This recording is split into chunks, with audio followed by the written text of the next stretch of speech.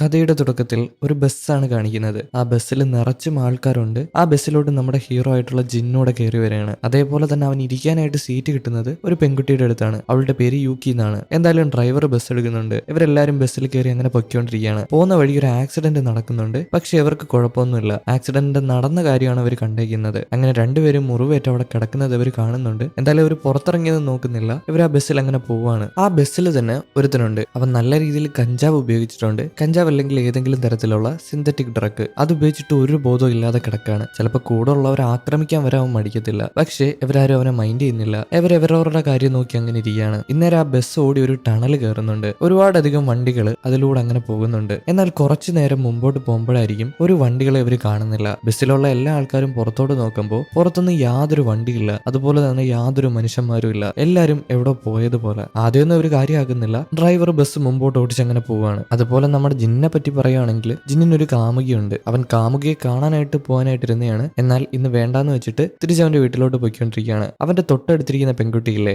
യൂക്കി, അവൾക്ക് ഒരു boy friend ഉണ്ട്. അവള് ബോയ് ഫ്രണ്ടിനെ കോൺടാക്ട് ചെയ്യാനായിട്ട് ശ്രമിക്കുന്നുണ്ട്. അവനെ വിളിച്ചു നോക്കാനായിട്ട് ശ്രമിക്കുന്നുണ്ട്. എന്നാൽ ബോയ് ഫ്രണ്ട് ഫോൺ എടുക്കുന്നില്ല. ഇപ്പൊ ബസ് ഡ്രൈവർ ആണെങ്കിൽ ബസ് കൊണ്ടുവന്ന് ഒരു സ്റ്റോപ്പിൽ നിർത്തുന്നുണ്ട്. ആ സ്റ്റോപ്പിൽ തന്നെ ഹോസ്റ്റലിൽ പഠിക്കുന്ന ഒരു 2-3 പയ്യന്മാർ ഇറങ്ങുന്നുണ്ട്.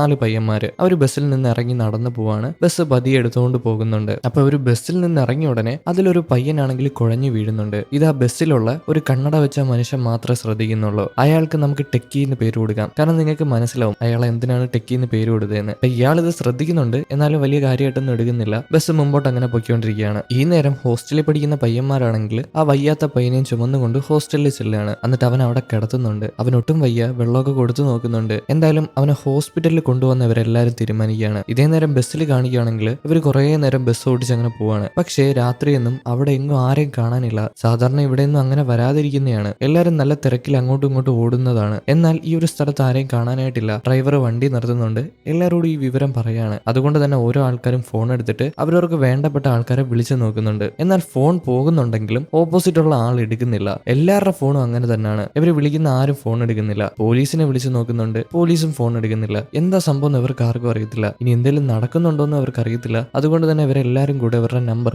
അങ്ങോട്ടും ഇങ്ങോട്ടും കൈമാറുകയാണ്. നമ്മുടെ ഡ്രൈവറിന്റെ നമ്പർ മാത്രം ആരും വാങ്ങുന്നില്ല. പക്ഷെ ബാക്കിലൊക്കെ ഇരിക്കുന്ന ഓരോ ആൾക്കാരുടെ നമ്പറും ഇവർ വാങ്ങിയെടുക്കുന്നുണ്ട്. അതുപോലെ തന്നെ കൊടുക്കുന്നുണ്ട്. ഇവരെല്ലാരും നമ്പർ കൈമാറുന്ന നേരത്ത് ബസ് ഡ്രൈവർ ആണെങ്കിൽ ഇവരോട് എല്ലാവരോടും കൂടെ ഒരു കാര്യം പറയുന്നുണ്ട്. അതായത് ആ ടണലിൽ കൂടെ പോയതിനു ശേഷമാണ് പെട്ടെന്ന് വണ്ടികളെയൊന്നും കാണാതെ പോയത്. ആരും ഇല്ലാത്തൊരു അവസ്ഥ വന്നത്. ഡ്രൈവർ ഒരു കാര്യം ചിന്തിക്കുന്നുണ്ട്. അയാൾ ഇങ്ങനെ ബസ് ഓടിച്ച് പോയ നേരത്ത് ഇങ്ങേരുടെ കൂട്ടുകാരൻ ഇങ്ങനെ വിളിച്ചായിരുന്നു. അങ്ങനെ ഫോൺ എടുത്ത് സംസാരിക്കുന്ന നേരത്താണ് പെട്ടെന്ന് വണ്ടികളൊക്കെ കാണാതെ പോയത്. പക്ഷെ ആ സമയം കൂട്ടുകാരനോട് സംസാരിക്കുന്നത് കൊണ്ട് തന്നെ ഇയാളത് ശ്രദ്ധിച്ചില്ല. ഇപ്പൊ ഇത് ഓർക്കുമ്പോഴാണ് ഇങ്ങനെ ടെൻഷൻ ആവുന്നത്. ബാക്കിയുള്ള ആൾക്കാരോട് പറയുമ്പോൾ കള്ളക്കഥകൾ സൃഷ്ടിക്കണ്ടെന്നാണ് എല്ലാരും പറയുന്നത്. ടണലിൽ കൂടെ പോയിട്ട് പെട്ടെന്ന് വണ്ടികളൊന്നും കണ്ടില്ല എന്ന് പറഞ്ഞാൽ ആരെങ്കിലും വിശ്വസിക്കോ? എല്ലാരും പേടിപ്പിക്കാൻ വേണ്ടി ഡ്രൈവർ പറയുന്ന കഥയാണെന്നല്ലേ എല്ലാരും പറയൂ. അതുപോലെ തന്നെ അവിടെയുള്ള ആൾക്കാരും പറയുകയാണ്. ഇതേ നേരം തന്നെ ഹോസ്റ്റലിൽ പഠിക്കുന്ന പയ്യന്മാരെ കാണിക്കുകയാണെങ്കിൽ കൂട്ടുകാരന് വയ്യാത്തത് കൊണ്ട് തന്നെ ഇവര് റോഡിലോട്ട് ഇറങ്ങിയിട്ടുണ്ട്. ഓരോ ഹോസ്പിറ്റലിലും മെഡിക്കൽ സ്റ്റോറിലും എല്ലായിടത്തും പോയി നോക്കുന്നുണ്ട്. എന്നാൽ അവിടെ എല്ലാം ലൈറ്റ് കിടപ്പുണ്ടെങ്കിലും കടയിലൊന്നും ആരെയും കാണാനായിട്ടില്ല. ഒരു മനുഷ്യനെ പോലും കാണാനായിട്ടില്ല.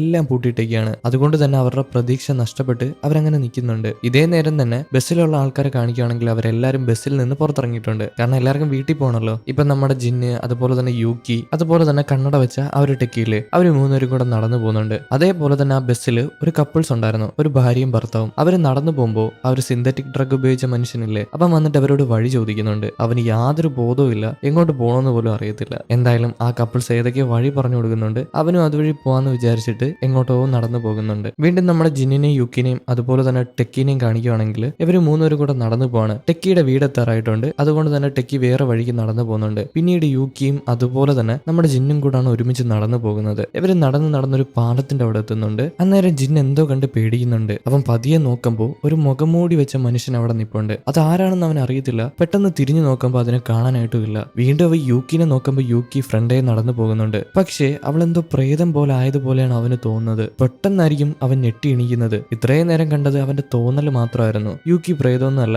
ഇവൻ ഈ അനങ്ങാതെ അവിടെ നിൽക്കുന്നത് കണ്ടിട്ട് യൂക്കി അവന്റെ അടുത്തോട്ട് വരികയാണ്. എന്താ പറ്റിയെന്ന് ചോദിക്കുകയാണ്. അവനൊന്നുമില്ല എന്ന് കള്ളം പറയും. അതുപോലെ തന്നെ ഈ യൂക്കിക്ക് നല്ല വിഷമമുണ്ട്. അവളുടെ ജോലി ഇന്ന് നഷ്ടപ്പെട്ടു പോയി. അതുകൊണ്ട് തന്നെ നല്ല വിഷമമുണ്ട്. അവൾക്ക് അവളുടെ ബോയ് ഫ്രണ്ടിനെ കാണാനായിട്ട് തോന്നുന്നുണ്ട്. അവനെ പോയി ഒന്ന് കെട്ടിപ്പിടിച്ച് കരയാനായിട്ട് തോന്നുന്നുണ്ട്. ഇത് നമ്മുടെ ജിന്നിനോട് പറയുമ്പോഴായിരിക്കും ജിന്നിനും അവന്റെ ഗേൾ ഫ്രണ്ടിന്റെ കാര്യം ഓർമ്മ വരുന്നത്. അവളെ വിളിച്ചിട്ട് ഫോൺ എടുത്തില്ലല്ലോ. അതുകൊണ്ട് തന്നെ അവളെ പോയി കാണാൻ അവൻ തീരുമാനിക്കുകയാണ്. രണ്ടുപേരും ഇവിടെ വെച്ച് പിരിയുന്നുണ്ട്. ചെയ്യുന്നുണ്ട്. യൂക്കിയുടെ വീട് ഇവിടെ തൊട്ടടുത്താണ്. അതുകൊണ്ടാണ് നമ്മുടെ ജിന്ന് അവളെ ഇവിടം വരെ കൊണ്ടാക്കിയത്. എന്തായാലും യൂക്കി പോയതിനു ശേഷം നമ്മുടെ ജിന്നാണെങ്കിൽ അവന്റെ ഗേൾ ഫ്രണ്ടിനെ അന്വേഷിക്കാനായിട്ട് നേരെ അവന്റെ വീട്ടിൽ ചെല്ലും. അവിടെ നിന്നൊരു സൈക്കിളും എടുത്ത് അവൻ യാത്ര തിരിക്കുകയാണ്. ഇതേ നേരം തന്നെ ആ ഹോസ്റ്റലിൽ പഠിക്കുന്ന പയ്യന്മാരെ കാണിക്കുകയാണെങ്കിൽ അവർ 3 പേരുണ്ട്. 3 പേരും തിരിച്ച് ഹോസ്റ്റലിൽ വരുന്നുണ്ട്. ഹോസ്റ്റലിലൊന്നും ആരുമില്ല. എല്ലാരും എവിടെ പോയെന്ന് അറിയത്തില്ല. അതുപോലെ ആ വയ്യാത്ത പയ്യനെ കാണിക്കുകയാണെങ്കിൽ അവൻ അകത്ത് കിടന്ന് പിടയ്ക്കുകയാണ്. ഇപ്പൊ ഈ 3 പയ്യന്മാരും കൂടെ ആ വയ്യാത്ത പയ്യനെ വന്ന് നോക്കും. എന്നാൽ അവന്റെ കോലം കണ്ട് ഇവരെല്ലാരും ഞെട്ടിപ്പോകുന്നുണ്ട്. അതായത് ഒരു മനുഷ്യൻ കത്തി എരിഞ്ഞാൽ എങ്ങനെ ഇരിക്കും അതുപോലെ ദേഹം എല്ലാം കത്തി ചാമ്പലായി അങ്ങനെ കിടക്കുന്നു. അതുപോലെ അവന്റെ ദേഹത്ത് നിന്ന് പുകയെല്ലാം പറക്കുന്നുണ്ട്. ഇപ്പൊ എപ്പോ കത്തിയതാണ്. ഇത് കണ്ടിട്ട് ഈ 3 പയ്യന്മാരും കൂടെ പേടിച്ചിട്ട് നിലവിളിച്ച് അവിടെ ഓടാനായിട്ട് തുടങ്ങാണ്. അങ്ങനെ ഓടി ഹൈവേയിൽ കയറുന്നുണ്ട്. ആ റോഡിലൂടെ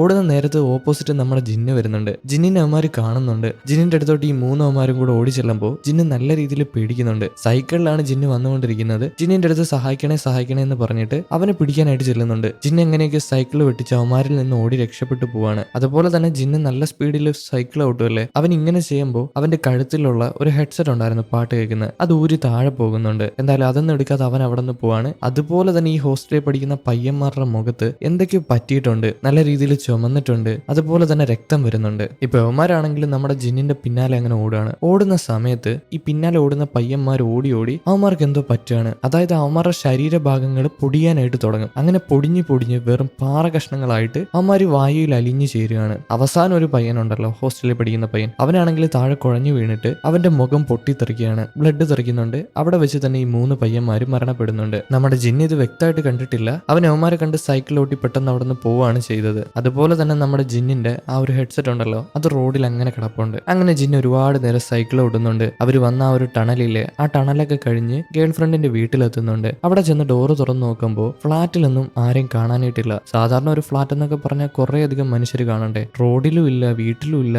എങ്ങും ഇല്ല. ഇപ്പൊ ഈ ഫ്ളാറ്റിലും ആൾക്കാരില്ല. അവൻ വിളിച്ച് അകത്തോട്ട് കയറി വരുന്നുണ്ട്. ആരെയും കാണാനില്ല. ഗേൾ ഫ്രണ്ടിന്റെ റൂമിൽ ചെന്നിട്ട് അവളെ വിളിച്ച് നോക്കുന്നുണ്ട്. അവളെയും കാണാനായിട്ടില്ല. അവൻ ആകെ വിഷമിച്ച് അവന്റെ ഗേൾ ഫ്രണ്ടിനെ പറ്റി ആലോചിച്ച് ഒരു സ്ഥലത്തിരിക്കുകയാണ്. അന്നേരമായിരിക്കും അവന്റെ ഫോൺ റിങ് ചെയ്യുന്നത്. അതുപോലെ തന്നെ ആ ബസ്സിലുള്ള എല്ലാവരുടെ ഫോണും റിങ് ചെയ്യുന്നുണ്ട്. മരിച്ച ആൾക്കാരല്ല, ഇപ്പൊ ജീവനോടുള്ള ആ ബസ്സിലുള്ള എല്ലാ ആൾക്കാരുടെ ഫോണും റിങ് ചെയ്യുന്നുണ്ട്. ഇവരെല്ലാരും പല സ്ഥലത്താണ്. എല്ലാവരും ഒരുമിച്ച് ഫോൺ എടുത്തിട്ട് ആരാന്ന് ചോദിക്കുകയാണ്. ഹലോ പറയാണ്. അറിയാത്തൊരു നമ്പറിൽ നിന്നാണ് ഇവർക്ക് എല്ലാവർക്കും കോഡ് വന്നിരിക്കുന്നത്. എന്നാൽ ഈ ഓപ്പോസിറ്റ് നിൽക്കുന്ന ആ ഒരു വ്യക്തി ഉണ്ടല്ലോ, അല്ലെങ്കിൽ അവരെ വിളിച്ച ആളുണ്ടല്ലോ, ആ ഒരു സ്ഥലത്ത് നിന്ന് എന്തോ വല്ലാത്ത ശബ്ദം കേൾക്കുകയാണ്. വല്ലാത്തൊരു ഫ്രീക്വൻസി. ആരും ഓപ്പോസിറ്റ് സംസാരിക്കുന്നില്ല, വല്ലാത്തൊരു ശബ്ദമാണ് കേൾക്കുന്നത്. എന്തായാലും ഈ ഫോൺ കട്ട് ചെയ്യാണ്. എല്ലാവരുടെ ഫോണും ഒരുമിച്ച് കട്ടാവുന്നുണ്ട്. ഇവരുടെ കൂട്ടത്തിൽ തന്നെ ഒരു റിയൽ എസ്റ്റേറ്റ് ഏജന്റ് ഉണ്ട്. അങ്ങേരാണെങ്കിൽ ഇവർക്ക് എല്ലാവർക്കും മെസ്സേജ് ഇടുന്നുണ്ട്. ഇതുപോലെ എന്റെ ഫോണിൽ ഒരു കോള് വന്നായിരുന്നു, നിങ്ങളുടെ ആരെങ്കിലും ഫോണിൽ കോള് വന്നോ എന്ന് ചോദിച്ചിട്ട്. അങ്ങനെ ഇവര് തമ്മിൽ മെസ്സേജ് അയക്കുന്നുണ്ട്. ഇവര് നേരത്തെ നമ്പർ വാങ്ങിച്ചില്ലായിരുന്നോ, അതുകൊണ്ട് തന്നെ എല്ലാവർക്കും അങ്ങോട്ടും ഇങ്ങോട്ടും നമ്പർ ഉണ്ട്. അങ്ങോട്ടും ഇങ്ങോട്ടും ചാറ്റ് ചെയ്യാണ്. അതുപോലെ തന്നെ നാളെ 10 മണിക്ക് ഒരു സ്റ്റോറിൽ വെച്ച് കാണാമെന്നും പറയുന്നുണ്ട്. ഇവരെല്ലാരും സമ്മതിക്കുകയാണ്. അങ്ങനെ പിറ്റേ ദിവസം ആകുമ്പോൾ നമ്മളെ യൂക്കിയാണ് കാണിക്കുന്നത്. യൂക്കി ആണെങ്കിൽ ഉറക്കത്തിൽ നിന്ന് എണീറ്റിട്ട്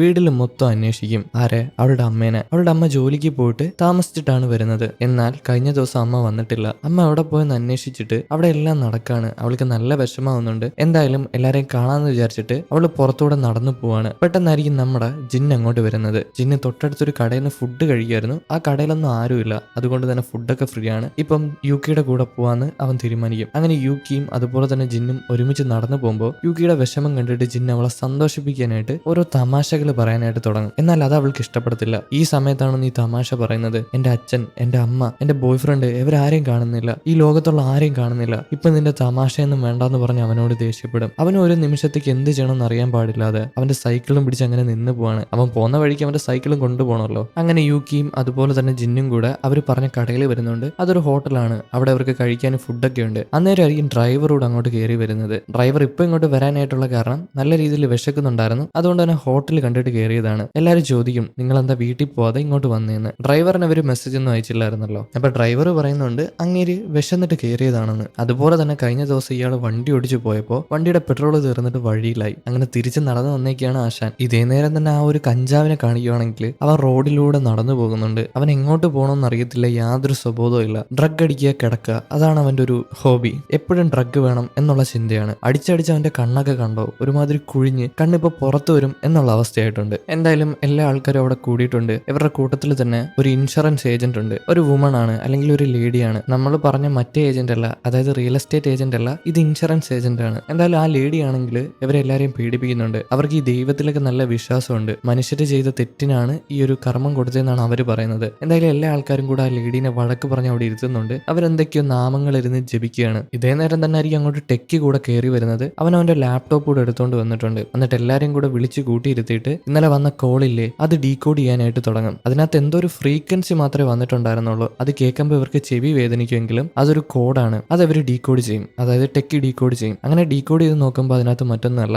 എന്നെ നിങ്ങളെ സഹായിക്കാമോ എന്നാണ് ചോദിച്ചിരിക്കുന്നത്. പക്ഷെ ആരെയാണ് സഹായിക്കേണ്ടത്, എന്താണ് സഹായം, ഒന്നും ആ കോളിൽ പറഞ്ഞിട്ടില്ലല്ലോ. പെട്ടെന്നായിരിക്കും എല്ലാവരുടെ ഫോണിലോട്ട് ഒരു കോള് വരുന്നത്. എല്ലാരും കൂടെ ഒരുമിച്ച് പെട്ടെന്ന് തന്നെ വെപ്രാളപ്പെട്ട് എടുക്കുകയാണ്. അങ്ങനെ എടുക്കുമ്പോൾ കഴിഞ്ഞ ദിവസം വിളിച്ച അതേ ആള് തന്നെയാണ്. എന്തോ ഒരു ഫ്രീക്വൻസി ശബ്ദത്തിൽ കേൾക്കുന്നുണ്ട്. ഇപ്പൊ ഇത് ഡീകോഡ് ചെയ്തേ പറ്റത്തുള്ളൂ. ഇവരെന്തായാലും അങ്ങോട്ടും ഇങ്ങോട്ടും സാധാ ഭാഷയിൽ സംസാരിച്ചാൽ മനസ്സിലാവത്തില്ല. അതുകൊണ്ട് തന്നെ ടെക്കി അത് ലാപ്ടോപ്പിൽ ഇട്ടിട്ട് ഡീകോഡ് ചെയ്യാണ്. അങ്ങനെ അങ്ങോട്ടും ഇങ്ങോട്ടും സംസാരിക്കുന്നുണ്ട്. ഇവര് പറയുന്നതൊന്നും ഓപ്പോസിറ്റ് ഫോൺ വിളിക്കുന്ന ആള് കേൾക്കുന്നില്ല. പകരം അങ്ങേരെന്തൊക്കെയോ വരികൾ പറയാണ്. അതായത് അയാൾ സ്പേസിലാണ്, ഏതോ ഒരു ഏലിയൻ പ്ലാനറ്റിലാണ്, അതുപോലെ തന്നെ അയാൾക്ക് ഭൂമി നീലയാന്ന് കാണാനായിട്ട് പറ്റുന്നുണ്ട്. ഇതാണ് ആ ഒരു ഓപ്പോസിറ്റ് നിൽക്കുന്ന ആള് പറഞ്ഞേക്കുന്നത്. അതും വല്ലാത്ത ഫ്രീക്വൻസിയാണ്. അത് അവർ ഡീകോഡ് ചെയ്തെടുത്തതാണ്. എന്നിട്ട് ആ ഫോൺ അങ്ങ് കട്ടായി പോകുന്നുണ്ട്. ഇവരുടെ കൂട്ടത്തിൽ തന്നെ ഒരു മുടിയനുണ്ട്. അവനൊരു പാട്ടുകാരനാണ്. പാട്ടൊക്കെ ഒരുപാട് ഇഷ്ടമാണ്. ഇപ്പൊ ഈ ഒരു വരികൾ കേൾക്കുമ്പോൾ, അതായത് ഭൂമി നീലയാണ്, എനിക്ക് സ്പേസിൽ ഇരുന്ന് കാണാനായിട്ട് പറ്റുന്നുണ്ട്, ഇതൊരു പാട്ടിന്റെ വരിയാണെന്ന് ഈ മുടിയൻ അറിയാം. ബാക്കിയുള്ള ആൾക്കാരോട് ആ പാട്ട് പാടി കേൾപ്പിക്കുകയാണ്. പക്ഷേ ഈ പാട്ടിന്റെ വരികൾ എന്തിനാണ് ഫ്രീക്വൻസി ആയിട്ട് അയച്ചതെന്ന് ഇവർക്ക് ആർക്കും അറിയത്തില്ല. അതുപോലെ തന്നെ മുടിയനും അറിയത്തില്ല.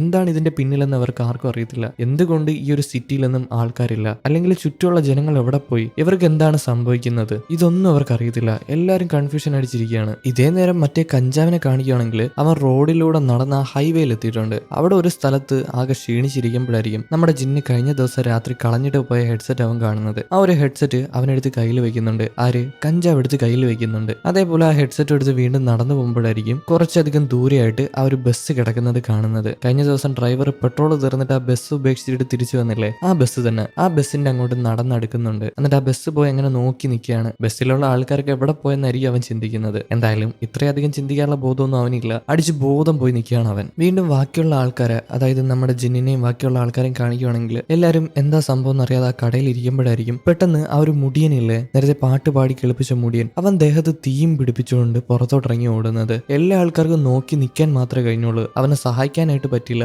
അവൻ പുറത്തു പോയി കത്തി നശിച്ച് താഴെ വീഴുകയാണ്. അവിടെ വെച്ച് തന്നെ അവൻ മരണപ്പെട്ടു പോകുന്നുണ്ട്. പെട്ടെന്നായതുകൊണ്ട് തന്നെ എല്ലാവർക്കും എന്ത് ചെയ്യണമെന്ന് അറിയാൻ പാടില്ലായിരുന്നു. എല്ലാവരും ഒന്ന് സ്റ്റക്കായിട്ട് നിന്ന് പോവാണ് ചെയ്തത്. അതിന്റെ ഇടയിൽ ഭാര്യ പ്രശ്നം വയ്ക്കും. അതായത് ഭാര്യയും ഭർത്താവും ഇല്ലേ, അതിലെ ഭാര്യ പ്രശ്നം ഉണ്ടാക്കുകയാണ്. നിങ്ങളൊക്കെ മനുഷ്യരാണോ? ആ ഒരു മനുഷ്യൻ കത്തി നശിക്കുന്ന കണ്ടിട്ട് നിങ്ങൾ ആരും പ്രതികരിച്ചില്ല, അവനൊന്നും സഹായിച്ചില്ല എന്ന്. എല്ലാ ആൾക്കാരും പകച്ച് നിന്ന് പോയില്ലേ? എന്നാ പിന്നെ ഈ ഭാര്യയ്ക്ക് പോയി സഹായിച്ചുകൂടായിരുന്നോ? അവരും പകച്ചു നിൽക്കുകയല്ലേ ചെയ്തത്. എല്ലാ ആൾക്കാരും ഇത് കണ്ട് പകയ്ക്കുമ്പോൾ ഇവരിങ്ങനെ പറയുന്നത് ശരിയാണോ? ചിലപ്പോൾ ഇവർ ഇവരുടെ ഇമോഷൻസിന്റെ പുറത്ത് പറഞ്ഞതായിരിക്കാം. എന്തായാലും ബാക്കിയുള്ള ആൾക്കാർക്ക് സമാധാനപ്പെടുത്തുന്നുണ്ട്. പ്രത്യേകിച്ച് ഭർത്താവ് സമാധാനപ്പെടുത്തുന്നുണ്ട്. ഇപ്പൊ ജിന്നാണെങ്കിൽ പതിയെ ആ ഒരു ബോഡിക്ക് എന്താണ് പറ്റിയെന്ന് അറിയാനായിട്ട് പുറത്തോട്ടിറങ്ങി ചെല്ലും. ആ ബോഡി മരണപ്പെട്ടു പോയിട്ടുണ്ട്, കത്തി നശിച്ചിട്ടുണ്ട്. അന്നേരം ഇവരുടെ കൂട്ടത്തിൽ തന്നെ ഒരു പയ്യനുണ്ട്. 2 പയ്യന്മാരുണ്ട്. അതിലൊരു പയ്യനുണ്ട്, അതായത് ഒരു കുഞ്ഞു പയ്യനാണ്. 17, 16, 18 വയസ്സൊക്കെ ഉള്ള ഒരു പയ്യൻ. അവനാണെങ്കിൽ ആരും അറിയാതെ ഒരു പെൺകുട്ടി കാണാതെ പോയെന്ന് പറഞ്ഞിരിക്കുന്ന പോസ്റ്റർ വലിച്ചു കീറി മാറ്റുന്നുണ്ട്. ആരും അറിയാതെ മാറ്റുന്നുണ്ട്. ഇതാരും കാണുന്നുമില്ല. ഇതേ നേരം തന്നെ നമ്മുടെ ജിന്ന് നോക്കുമ്പോഴാവട്ടെ അവൻ കഴിഞ്ഞ ദിവസം കണ്ട ആ ഒരു മുഖംമൂടി വെച്ച മനുഷ്യൻ അവിടെ അങ്ങനെ നിൽക്കുന്നു. അവൻ പെട്ടെന്ന് തന്നെ ബാക്കിയുള്ള ആൾക്കാരെ കൂടെ അങ്ങോട്ട് വിളിച്ചിട്ട് അങ്ങനെ ഒരു മനുഷ്യൻ അവിടെ നിൽക്കുന്നതെന്ന് എല്ലാവർക്കും കാണിച്ചു കൊടുക്കുകയാണ്. എത്രയും പെട്ടെന്ന് തന്നെ ജിന്ന് അവന്റെ സൈക്കിളിന്റെ അടുത്തോട്ട് ഓടിയിട്ട് ആ സൈക്കിൾ എടുക്കുന്നുണ്ട്. കാരണം അവിടെ നിന്ന് മനുഷ്യനുണ്ടല്ലോ, ഇവരെ കണ്ട് പേടിച്ച് ഓടാനായിട്ട് തുടങ്ങി. ജിന്ന് സൈക്കിളിലും ബാക്കിയുള്ള ആൾക്കാർ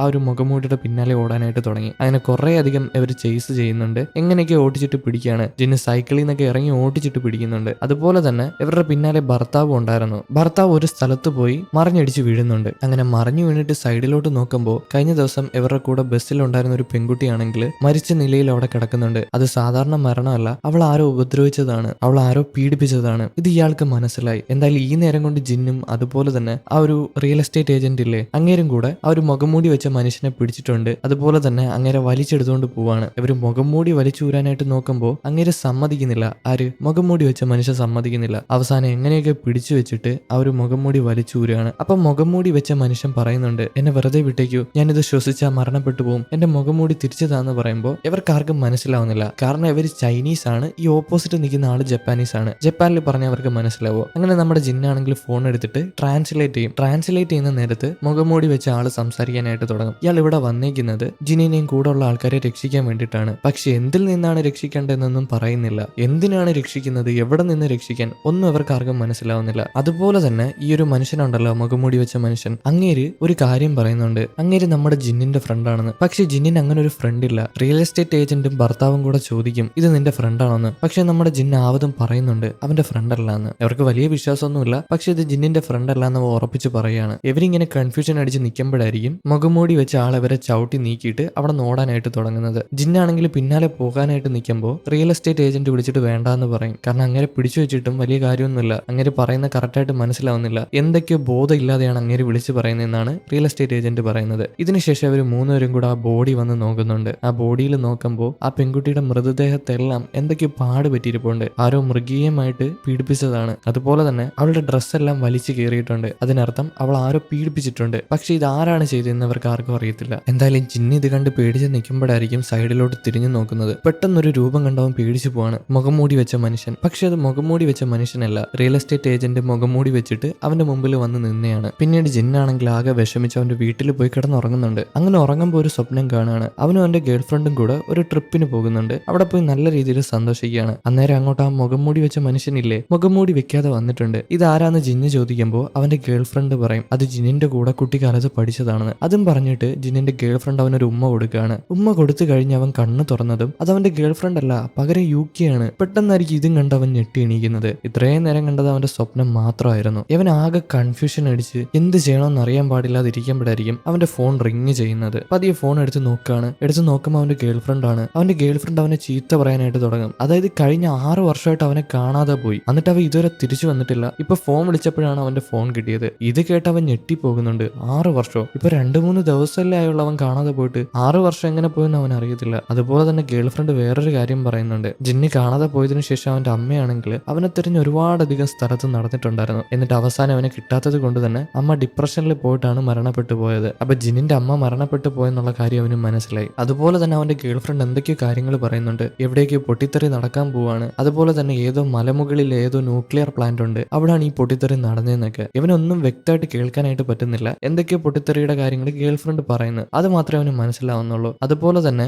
ഇവൻ തിരിച്ച് സംസാരിക്കാനായിട്ട് നോക്കുമ്പോൾ പെട്ടെന്ന് ഫോണിന്റെ കണക്ഷൻ നഷ്ടപ്പെട്ടു പോവാണ്. ഫോൺ കട്ടായി പോവാണ്. ഇനി ഒന്നും ചെയ്യാനായിട്ട് പറ്റത്തില്ല. അവൻ തിരിച്ചു വിളിച്ചു നോക്കിയിട്ട് അതൊന്നും റെഡിയാവുന്നില്ല. കോള് പോകുന്നില്ല. ഇപ്പൊ അവൻ അമ്മ മരിച്ചെന്നുള്ള വാർത്ത അറിഞ്ഞിട്ട് ആകെ വിഷമിച്ച് അവിടെ നിന്ന് കരഞ്ഞു പോവാണ്. അതുമല്ല അവനെ കാണാതെ പോയിട്ട് 6 വർഷമായെന്നല്ലേ പറഞ്ഞത്. അവൻ തകർന്നു പോകില്ലേ? എന്താണ് നടന്നതെന്ന് കറക്റ്റായിട്ട് അവൻ അറിയത്തില്ല. പിന്നീട് ജിന്നാണെങ്കിൽ കടയിൽ വരുന്നുണ്ട്. അവിടെ തന്നെ എല്ലാ ആൾക്കാരും കൂടിയിരിപ്പുണ്ട്. അവനും അവരുടെ കൂടെ പോയിരിക്കുകയാണ്. പക്ഷെ അവൻ കണ്ട സ്വപ്നവും അതുപോലെ തന്നെ ഗേൾ ഫ്രണ്ട് വിളിച്ച കാര്യം അവരോട് ആരോടും അവൻ പറയുന്നില്ല. ഇനിയിപ്പോ ഇതൂടെ കേട്ടിട്ട് അവരെല്ലാരും ടെൻഷൻ ആയാലോ, അതുകൊണ്ടാണ് പറയാത്തത്. അന്നേരമായിരിക്കും അവിടെ ഇരിക്കുന്ന ഭർത്താവിന് എന്തോ വയ്യാത്തത് പോലെ തോന്നുന്നത്. അയാൾ പതിയെ എണീറ്റ് നടക്കാനായിട്ട് തുടങ്ങും. എന്നാൽ പെട്ടെന്നായിരിക്കും അയാളുടെ കൈ പൊടിയാനായിട്ട് തുടങ്ങുന്നത്. ഇത് കണ്ടിട്ട് ഭാര്യ വരെ ഞെട്ടിപ്പോകുന്നുണ്ട്. ഭാര്യ എത്രയും പെട്ടെന്ന് തന്നെ ഭർത്താവിന്റെ അടുത്ത് ഓടിച്ചില്ലാണ്. എന്നാൽ ഈ ഭർത്താവാണെങ്കിൽ കൈ പൊടിയുന്നത് കണ്ടിട്ട് പേടിച്ച് പുറത്തോട്ട് ഇറങ്ങി ചെല്ലും. ബോധം കെട്ട് തൊട്ടടുത്ത് തന്നെ ഒരു അക്വേറിയം ഉണ്ടായിരുന്നു, അതിൽ മറിഞ്ഞു വീഴും. അതിൽ വീണതും എന്താ, കൈ പൊടിഞ്ഞു പോയതല്ലേ. ആ ഒരു വെള്ളത്തിൽ തട്ടി ഇങ്ങനെ രക്തം ഒരുപാട് ചോർന്നിട്ട് അങ്ങേര് മരണപ്പെട്ടു പോവാണ്. ഇത് കണ്ടുകൊണ്ട് നിൽക്കാൻ മാത്രമേ ബാക്കിയുള്ള ആൾക്കാർക്ക് പറ്റുള്ളൂ. ഇവർ ഈ മരണങ്ങളെല്ലാം കാണുമ്പോൾ ആകെ പകച്ച് നിന്ന് പോവാണ്. ഇപ്പൊ ഭാര്യ ഭർത്താവിന്റെ അടുത്ത് നിന്ന് കരയാനായിട്ട് തുടങ്ങും. എന്നിട്ട് ബാക്കിയുള്ള ആൾക്കാരോട് വന്നിട്ട് വഴക്കുണ്ടാക്കാനായിട്ട് തുടങ്ങും. എന്തുകൊണ്ട് എന്റെ ഭർത്താവിനെ നിങ്ങൾ രക്ഷിച്ചില്ല, അങ്ങനെ ഇപ്പൊ മരണപ്പെടത്തില്ലായിരുന്നു എന്നൊക്കെ പറഞ്ഞ്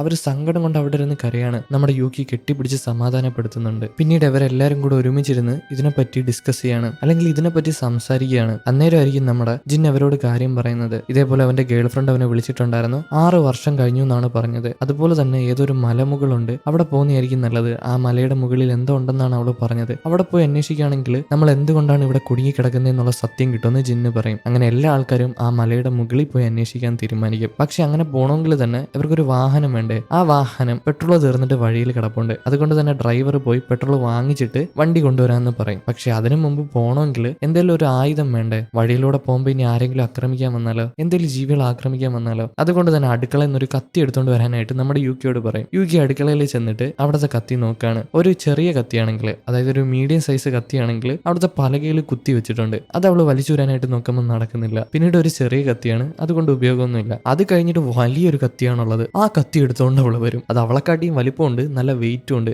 എങ്ങനെയൊക്കെ തൂക്കി പിടിച്ച് അത് ഡ്രൈവറിന് കൊണ്ടുവന്ന് കൊടുക്കുകയാണ്. ഡ്രൈവർ ആ കത്തി എടുത്തിട്ട് ഒരു കന്നാസും എടുത്ത് നേരെ പെട്രോൾ പമ്പിൽ നടന്നു ചെല്ലും. അവിടെ നിന്ന് പെട്രോൾ ഫില്ല് ചെയ്തിട്ട് ആ കന്നാസും കത്തിയും കൊണ്ട് നടന്ന് പോവാണ്. അങ്ങേരെ കൊണ്ട് ഇത് നല്ല വെയിറ്റ് ആയതുകൊണ്ട് നടക്കാനൊന്നും പറ്റുന്നില്ല. നല്ല പാട് വിട്ടിട്ട് പതിയാണ് നടക്കുന്നത്. ബസ്സിൽ ചെന്ന് പെട്രോൾ ഒഴിക്കുന്നുണ്ട്. എന്നിട്ട് ബസ്സിൽ കയറി സ്റ്റാർട്ടാക്കുകയാണ്. ബസ് സ്റ്റാർട്ടാക്കുമ്പോൾ ബസ് സ്റ്റാർട്ട് ആവുന്നുണ്ട്. എന്നാൽ ഇയാൾ വണ്ടി എടുക്കാൻ പോകുമ്പോഴായിരിക്കും പിന്നിൽ ആ കഞ്ചാവ് ഇരിക്കുന്നത് കാണുന്നത്. ഡ്രൈവർ പേടിക്കുന്ന കുഴപ്പമൊന്നുമില്ല, അവനൊരു മനുഷ്യനല്ലേ, നീ അവിടെ ഇരുന്നോ, നമുക്ക് പോവാന്ന് പറഞ്ഞ് അങ്ങനെ ബസ് എടുത്ത് തുടങ്ങുകയാണ്. അന്നേരമായിരിക്കും ആ കഞ്ചാവ് വന്ന് ഇയാൾ ആക്രമിക്കാനായിട്ട് തുടങ്ങുന്നത്. എനിക്ക് ഡ്രഗ് വേണം എന്ന് പറഞ്ഞിട്ട് ആക്രമിക്കാനായിട്ട് തുടങ്ങും. പക്ഷെ ഇയാളൊന്നും നോക്കത്തില്ല, വണ്ടി ഒരു സൈഡിൽ ഇടിച്ച് നിർത്തുകയാണ്. നിറയിൽ വലിയൊരു കത്തി ഉണ്ടല്ലോ, ആ കത്തി എടുത്ത് അവനെ തിരിച്ചു വെട്ടാനായിട്ട് തുടങ്ങും. പക്ഷേ അവൻ ആ കത്തി തിരിച്ചെടുത്തിട്ട് ഇയാളെ വെട്ടാണ്, ഇയാളുടെ കാലിൽ വെട്ടാണ്. വീണ്ടും ഇയാൾ കത്തി തട്ടി പറിച്ചിട്ട് അവന്റെ തോളത്ത് തന്നെ വെട്ടുന്നുണ്ട്. എന്നിട്ട് അവനെ പിടിച്ചെടുത്ത് വണ്ടിക്ക് പുറത്ത് കളയാണ്. വീണ്ടും വണ്ടി എടുത്തിട്ട് അവിടെ നിന്ന് പോകാനായിട്ട് തുടങ്ങും. ഈ കഞ്ചാവിനെ കൊണ്ടുപോയിട്ടില്ല. ഇതേ നേരം തന്നെ നമ്മുടെ ടീംസിനെ കാണിക്കുകയാണെങ്കിൽ അവർ ആ കടയിൽ ഇരിക്കുമല്ലേ, അന്നേരം ഓരോ ആൾക്കാരും ഓരോ ആൾക്കാരുടെ കഥ പറയാനായിട്ട് തുടങ്ങും. നമ്മുടെ യുകി അവളുടെ കഥ പറയുന്നുണ്ട്. അവൾ അവളുടെ ബോസുമായിട്ട്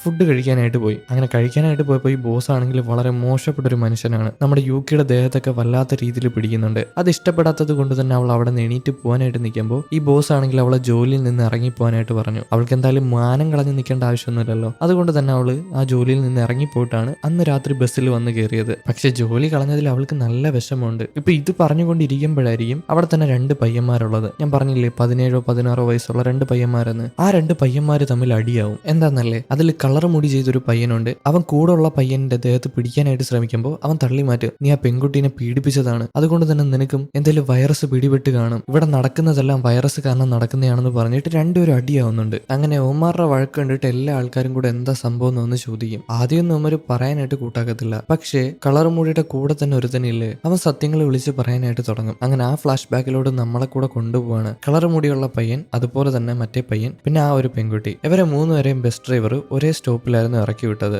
ഈ പെൺകുട്ടിയാണെങ്കിൽ അവിടെ നിന്ന് ആൾക്കാരില്ലാത്തത് കൊണ്ട് തന്നെ ഒരു തുറന്ന കടയിൽ കയറിയിട്ട് പൈസ അടിച്ചു മാറ്റാനായിട്ട് തുടങ്ങി. ഇത് കണ്ടിട്ട് അവന്മാരാണെങ്കിൽ ആ പെൺകുട്ടിയുടെ പിന്നാലെ ചെന്നിട്ട് അവളെ പേടിപ്പിക്കാനായിട്ട് തുടങ്ങി. അവൾ ഒറ്റയ്ക്ക് കിട്ടിയതല്ലേ, അതുകൊണ്ട് തന്നെ അവന്മാർ രണ്ടുപേരും കൂടെ അവിടെ ഓട്ടിച്ച് അവളെ പേടിപ്പിക്കും. എന്നാൽ ഈ കളർ മുടിയുടെ ഉദ്ദേശം വേറെ ആയിരുന്നു. അവളെ ഓട്ടിച്ച് മറിച്ചിട്ടിട്ട് അവിടെ ഇട്ട് പീഡിപ്പിക്കാനായിട്ട് തുടങ്ങുകയാണ്. കൂടെ ഉള്ള പയ്യൻ വേണ്ടെന്ന് പറഞ്ഞിട്ടും ഇവൻ കേൾക്കത്തില്ല. അവളെ വീണ്ടും ഉപദ്രവിക്കുകയാണ്. അങ്ങനെ കളർ മുടി ഒരുപാട് അവളെ ഉപദ്രവിച്ചിട്ട് റേപ്പ് ചെയ്ത് കൊന്നുകളയാണ്. അതുപോലെ തന്നെ അവസാന നിമിഷത്തിൽ അവളുടെ തലയിലുള്ള മുടിയും വായിലുള്ള പല്ലും എല്ലാം ഇളകി വന്നിട്ടുണ്ടായിരുന്നു. അവൾക്ക് കൊമ്പല് പോലെ ഇല്ലായിരുന്നു. അതൊന്നും ഒറിജിനൽ അല്ല, അവൾ ആൾക്കാരെ പറ്റിക്കാനായിട്ട് വെച്ചിരുന്നതായിരുന്നു. എന്നാൽ അതൊക്കെ ഇളക്കി കളഞ്ഞിട്ട് ആ ഒരു ദുഷ്ടനാണെങ്കിൽ അവളെ ഉപദ്രവിക്കുകയാണ് ചെയ്തത്. ആ ഒരു ഉപദ്രവത്തിൽ അവൾ മരണപ്പെട്ടു പോയി. കൂട്ടുകാരൻ വേണ്ടാന്ന് പറഞ്ഞിട്ട് പോലും അവൻ കേട്ടില്ല. ഇപ്പൊ ഈ ഒരു കാര്യങ്ങളെല്ലാം ഇവന്മാർ രണ്ടുപേരും കൂടെ ബാക്കിയുള്ള ആൾക്കാരോട് പറയാണ്. അന്നേരമായിരിക്കും നമ്മുടെ ഡ്രൈവറോട് അങ്ങോട്ട് കയറി വരുന്നത്. ബസ്സും കൊണ്ടുവന്നിട്ടുണ്ട്. ഇയാൾ വന്നിട്ട് ബാക്കിയുള്ള ആൾക്കാരോട് വിവരം അന്വേഷിക്കുമ്പോൾ ഈ ഒരു കാര്യം പറഞ്ഞു കൊടുക്കുകയാണ്. എന്തായാലും ഒരു പെൺകുട്ടിയെ പീഡിപ്പിച്ചു കൊന്നതല്ലേ, വെറുതെ വിടുവോ ഇവരാരെങ്കിലും, അതുകൊണ്ട് തന്നെ ഈ ഒരു പയ്യന് ശിക്ഷ കൊടുക്കാന്ന് പറയും. എന്നാൽ നമ്മുടെ ഹീറോ ആയിട്ടുള്ള ജിന്ന് പറയുന്നുണ്ട് അവനൊരു കൊച്ചു പയ്യനാണ്,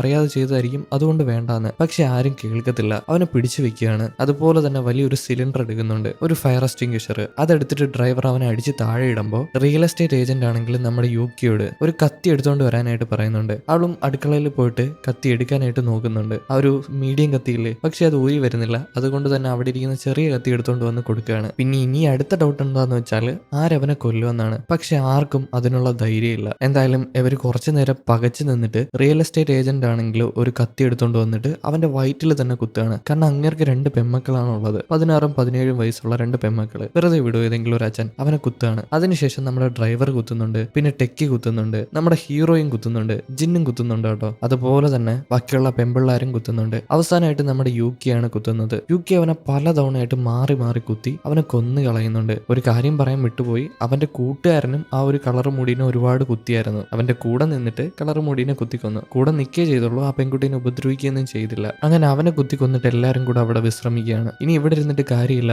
ആ ഒരു മലമുകളിൽ പോയി അന്വേഷിക്കാൻ അവർ തീരുമാനിക്കുകയാണ്. അതിനു മുമ്പ് ആ കൊന്നവന്റെ ബോഡി എടുത്ത് മറവ് ചെയ്യണ്ടേ, അതുകൊണ്ട് തന്നെ ഇപ്പൊ ആ ഒരു ടെക്കിയും അതുപോലെ തന്നെ കൂട്ടുകാരനും കൂടെ കളർ മുടീനെ ചുമന്നിട്ട് അവിടെ ഒരു റെഫ്രിജറേറ്റർ ഉണ്ട്, അതിനകത്ത് കൊണ്ടുവന്ന് വെക്കുകയാണ്. പ്ലാസ്റ്റിക് ബാഗിലൊക്കെ പൊതിഞ്ഞിട്ട് പെട്ടെന്നായിരിക്കും ഈ കളർ മുടി കണ്ണ് തുറക്കുന്നത്. അവൻ മരണപ്പെട്ടിട്ടില്ല. അവൻ ആ ഫ്രിഡ്ജിൽ നിന്ന് താഴെ വീഴും. അതുപോലെ തന്നെ കൂട്ടുകാരനെ അടിച്ച് ബോധം കെടുത്താണ്. ഈ കളർ മുടിയുടെ കൂട്ടുകാരനെ അടിച്ച് ബോധം കെടുത്താണ്. താഴ്ന്ന് എന്തോ ഒരു വലിയ ആയുധം എടുത്തിട്ട് ഈ ടെക്കിനെയും പേടിപ്പിക്കും. പക്ഷേ ടെക്കി ആണെങ്കിൽ കളർ മുടിനെ മാനിപ്പുലേറ്റ് ചെയ്യാണ്. അതായത് നീ പേടിക്കണ്ട, ബാക്കിയുള്ള ആൾക്കാരെല്ലാരും അവിടെ അങ്ങനെ ചെയ്തിട്ടാണ് ഞാനും അവരുടെ കൂടെ നിന്നത്. എനിക്ക് നിന്നെ ദ്രോഹിക്കണമെന്നും ഇല്ലായിരുന്നു, ഞാൻ നിന്റെ കൂടെ നിൽക്കാം, ബാക്കിയുള്ള ആൾക്കാരെ എല്ലാരും കൊല്ലാൻ ഞാൻ സഹായിക്കാന്ന് പറഞ്ഞിട്ട് കളർ മുടിനെ കയ്യിലെടുക്കാണ്. ഇവനും അത് വിശ്വസിച്ചിട്ട് ബാക്കിയുള്ള ആൾക്കാരെ ഉപദ്രവിക്കാനായിട്ട് ഇറങ്ങാനായിട്ട് നിൽക്കുമ്പോഴായിരിക്കും ഈ ടെക്കി ഉണ്ടല്ലോ ഒരു വലിയ പാത്രം എടുത്തിട്ട് അവനെ പലതവണയായിട്ട് തല്ലി തല്ലി താഴെ ഇടുന്നത്. അവിടെ വെച്ച് തന്നെ അടിച്ച് കൊന്നു കളയുന്നുണ്ട്. ഇതിനുശേഷം എല്ലാ ആൾക്കാരും കൂടെ ബസ് എടുത്തൊരു സൂപ്പർ മാർക്കറ്റിൽ പോകുന്നുണ്ട്. ഇവർക്ക് കഴിക്കാനായിട്ട് കുറെ അധികം ഫുഡ് ഇവർ ശേഖരിക്കുന്നുണ്ട്. പിന്നെ എന്തൊക്കെയോ ഡ്രസ്സൊക്കെ എടുക്കുന്നുണ്ട്. ഇവർ വിചാരിച്ചിരിക്കുന്നത്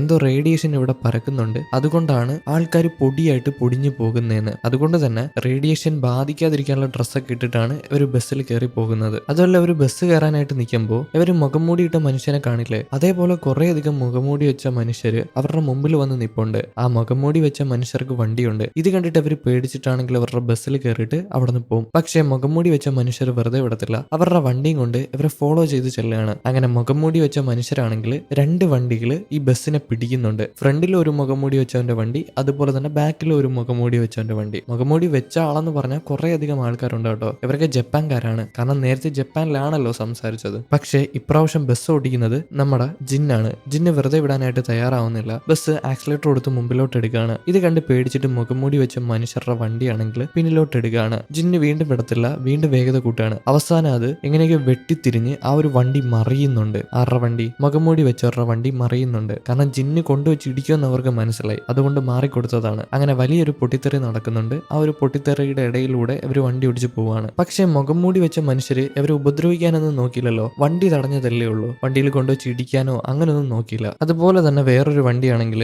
ഇവരുടെ പിന്നാലെ വരുന്നുണ്ട്. പക്ഷേ ഇവരുടെ വണ്ടി മുമ്പിൽ കിടക്കുന്നത് കാണുന്നത് കൊണ്ട് തന്നെ, ആ ഒരു ബസ് മുമ്പിൽ കിടക്കുന്നത് കാണുന്നത് കൊണ്ട് തന്നെ ആ ബസ്സിൽ ഇടിക്കണ്ടെന്ന് വിചാരിച്ചിട്ട് മുഖംമൂടി ഇട്ട മനുഷ്യരാണെങ്കിൽ വണ്ടി ചവിട്ടി നിർത്തുന്നുണ്ട്. എന്നാൽ വണ്ടിയുടെ കൺട്രോൾ തെറ്റിയിട്ട് അത് കുത്തനെ മറിഞ്ഞ് നശിച്ചു പോവാണ്. അതിനർത്ഥം ഈ മുഖംമൂടി വെച്ച മനുഷ്യര് നമ്മുടെ ടീംസിനെ ഉപദ്രവിക്കാനൊന്നും പോകുന്നില്ല, അല്ലെങ്കിൽ ഉപദ്രവിക്കാൻ ശ്രമിക്കുന്നില്ല. വേറെ എന്തോ ഇവരോട് പറയാനായിട്ട് ശ്രമിക്കുകയാണ്. ഇതവര് മൈൻഡ് ചെയ്യാതെ പോവല്ലേ. എന്തായാലും നമ്മുടെ ടീംസ് വീണ്ടും ബസ് എടുത്ത് പോവാണ്. അന്നേരം മറ്റേ കൂട്ടുകാരനില്ലേ, കളർ മുടിയുടെ കൂട്ടുകാരൻ, ആ പെൺകുട്ടീനെ ഉപദ്രവിച്ചതിന്റെ കൂട്ടുകാരൻ, അവനാണെങ്കിൽ കയ്യിലൊരു പോസ്റ്റർ എടുത്തിട്ട് എല്ലാവരോടും ക്ഷമ പറയാണ്. നേരത്തെ ആ ഒരു പെൺകുട്ടിയില്ലേ, അവളെ കാണാനില്ല എന്ന് പറഞ്ഞ് പോസ്റ്റർ ഒട്ടിച്ചിട്ടുണ്ടായിരുന്നു ആരൊക്കെയോ. അതായത് ആ പെൺകുട്ടി രൂപം മാറിയിട്ടായിരുന്നു താമസിച്ചുകൊണ്ടിരുന്നത്, കൊമ്പല്ലൊക്കെ വെച്ചിട്ട്. എന്നാൽ ആ പെൺകുട്ടിയുടെ ഒറിജിനൽ രൂപം ആരോ പോസ്റ്റർ അടിച്ചിട്ട് അവളെ കാണാനില്ല എന്ന് പറഞ്ഞ് പോസ്റ്റർ കൊടുത്തിട്ടുണ്ടായിരുന്നു. അത് അവനാണ് ആ ഒരു ഹോട്ടലിന്റെ മുമ്പിൽ നിന്ന് കീറിയെടുത്തത്. ഇപ്പൊ ഇതെല്ലാരോടും പറഞ്ഞിട്ട് അവൻ ക്ഷമ പറയുമ്പോൾ ആരും ക്ഷമിച്ചു കൊടുക്കുന്നില്ല. അവനെ ഇനി ബസ്സിൽ കൊണ്ടുപോകണ്ട, അവനെ ബസ്സിൽ നിന്ന് ഇറക്കി വിടാനായിട്ടാണ് എല്ലാരും പറയുന്നത്. അങ്ങനെ പറഞ്ഞ് ഇവര് എല്ലാരും കൂടെ അവനെ ഇറക്കി വിടാനായിട്ട് നിൽക്കുമ്പോഴായിരിക്കും മുഖംമൂടി വെച്ചവരുടെ വേറെ വണ്ടികൾ അങ്ങോട്ട് വരുന്നത്. ഒരു വണ്ടി വന്നിട്ട് ഈ ബസ്സിൽ ഒറ്റ ഇടിയാണ്. അങ്ങനെ ഈ ബസ്സിന്റെ ഒരു ഭാഗം എല്ലാം നശിച്ചു പോകുന്നുണ്ട്. എന്തായാലും ഇപ്പൊ അവനെ ഇറക്കി വിടാനായിട്ട് സമയമില്ല. കാരണം 2 വണ്ടികൾ 2 സൈഡിൽ നിന്ന് വന്നുകൊണ്ടിരിക്കുകയാണ്. രണ്ടും കൂടെ ഒരുമിച്ച് ഇടിക്കുവാണെങ്കിൽ